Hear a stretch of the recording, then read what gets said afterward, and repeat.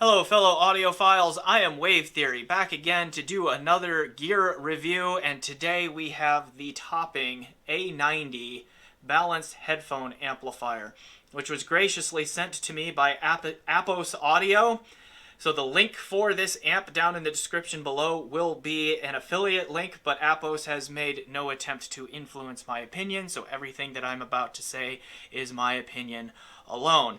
Now, this amp has been around for a while, so I don't feel the need to do a deep dive into its features or what it is, other than to say that it is like the measurement champ at the moment. Like it's got plenty of power output, at least in terms of specification. Its measurements are like nearly perfect. Like it is basically the benchmark amp as far as measurements go right now, particularly at its price point of $500 US. So what I'm going to spend most of my time getting into here is the sound and where I think this fits into the market. Now I will just make a quick comment that like the chassis and all that, it's a very well built unit. Like it's solid and it's aluminum and all of that. Now the volume knob doesn't stick out very far, but it is fairly easy to grasp and to turn. And then round back we see that it has the full suite of balanced XLR and unbalanced RCA inputs, and then it also has the same complement for a preamp output. So you can use this as a preamp if you wish. And then on the front we have 4-pin XLR and 4.4 millimeter Pentacon balanced headphone outputs and a single-ended 1/4-inch headphone output as well. Then we have a power switch, or a switch over here that functions as the power on-off, switches to headphone amp and pre-out, and then we have an input selector between the RCA and XLR inputs, and then here we have a 3-stage gain control, which is labeled as low, medium, and high. So like you can put this on really low for sensitive loads, and then of course high for very power-hungry headphones. Okay. So let's get into the sound, and I will say that the suite of headphones that I used to test this amp, just to get this out of the way, include the HiFiMan HE6 SE V2, the HiFiMan HE1000 V2, the Fostex TH900 Lawton TH900 with Lawton chambers on it. I used a Sennheiser HD800S. I used a Beyerdynamic DT80 600 ohm that has been balanced modded, and then I used an Odyssey LCD2 pre-phaser. Okay, on all of those headphones, you get like the topping house sound, if you will, and that to me means it's very clean. The sonic background is virtually absent, like just a black void sonic background that is here, and you get a very smooth sound to it with a very neutral sound signature. Okay, so those hallmarks are all here. Now, about that smoothness, in my opinion, the topping house sound comes with a little bit too aggressively over smooth sound, to the point where there's not always great separation between individual sounds. Instruments can kind of blend together with each other. Voices can kind of blend together with each other too much. I realize that harmonies and all of that, you want some vocal blend, but I think it's a little bit too much there. And then also separating instruments from voices, not always the strongest in the topping line. This is not as bad at that as their lower end models like the L30 and the A50s, which I have reviewed in the past and will link to down below. Those reviews are written, but I will link to them. Okay, and I didn't notice that as much when I recently reviewed the A30 Pro amp, but it was there a little bit.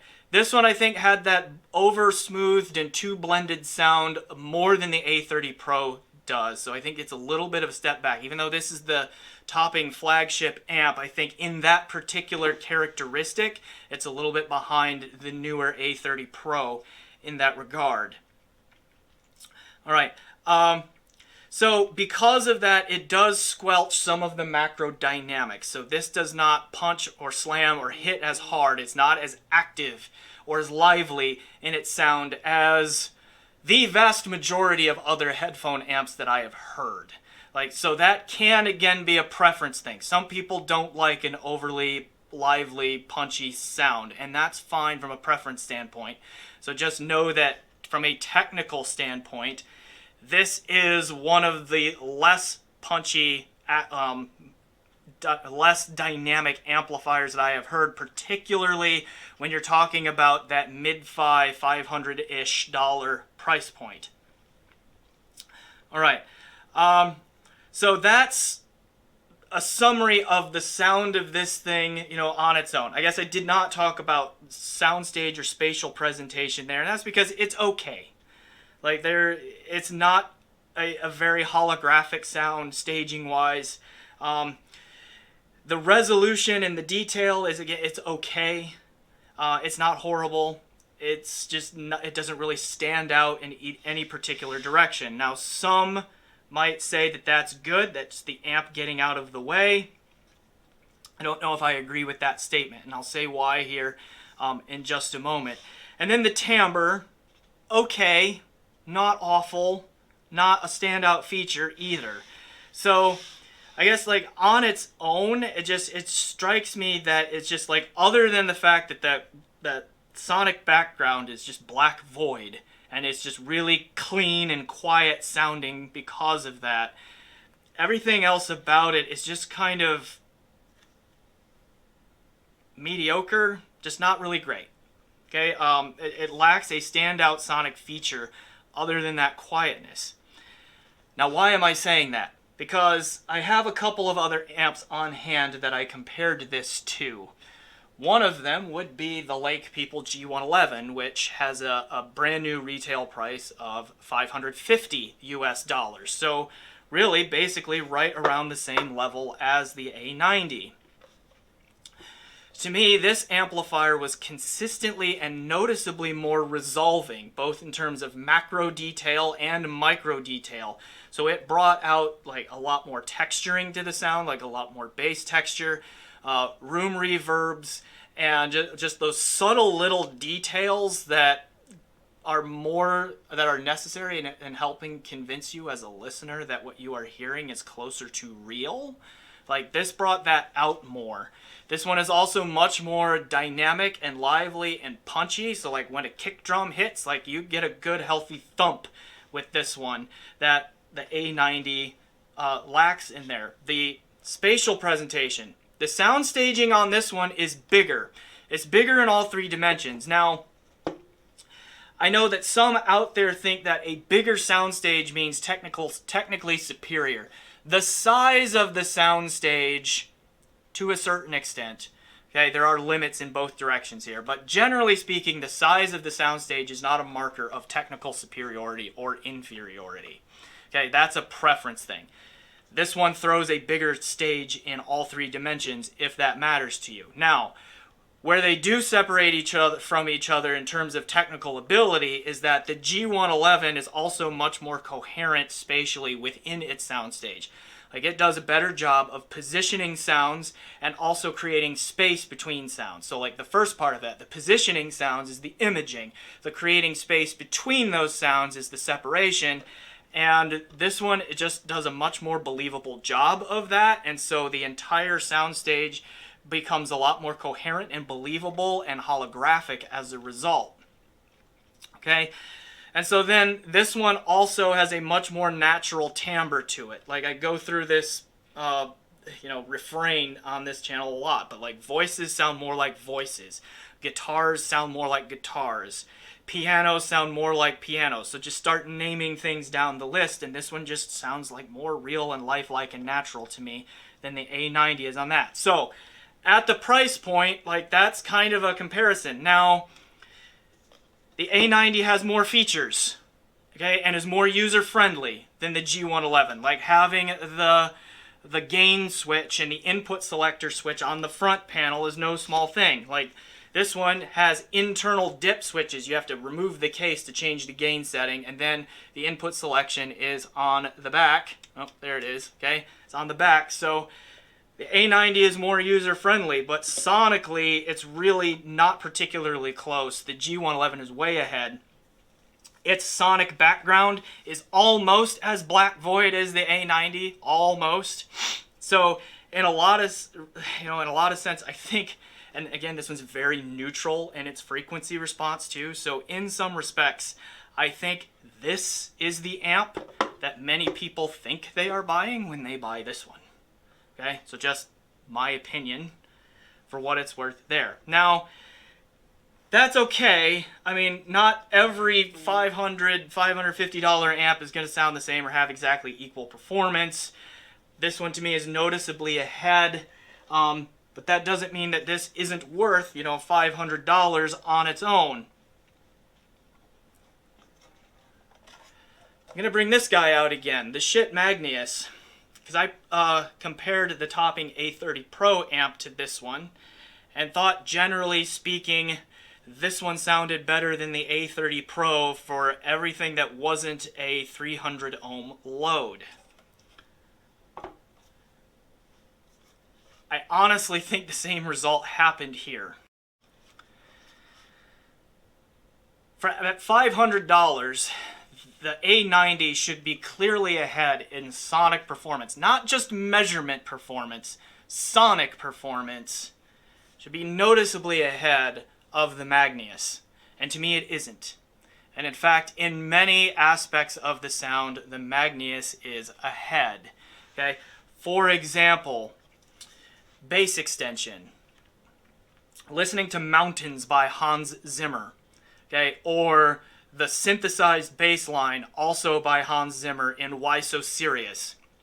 Okay, you could hear the Magnus, like, it still had something to give. Like, in Mountains, like, there's that brass swell and then a big descending bass line in there that dips way, way down in frequency and also just kind of lingers there for a while. And you could hear and see on the time counter as I'm playing the music file in Audirvana, like, the bass sound disappears on this one about a second before it disappears on this one. So in terms of bass extension, the Magnus wins out. I also heard more detail coming out of the Magnus, like strings. An example would be the opening violin sounds from if you're familiar with the 1992 Last of the Mohicans film soundtrack, the tracks The Kiss or later Promontory, there's a lead violin in there, and you can hear the resonance, that zizzy sound of the bow being dragged across the strings of those violins on the Magnus much more clearly than you can on the A90. Okay? And then on top of that, the Magnus, like when kick drums and all of that come along, it punches harder, it hits harder, and that sort of thing. So, resolution, bass extension, the dynamics, like the punchiness and liveliness of it, to me just come across better on the Magnus.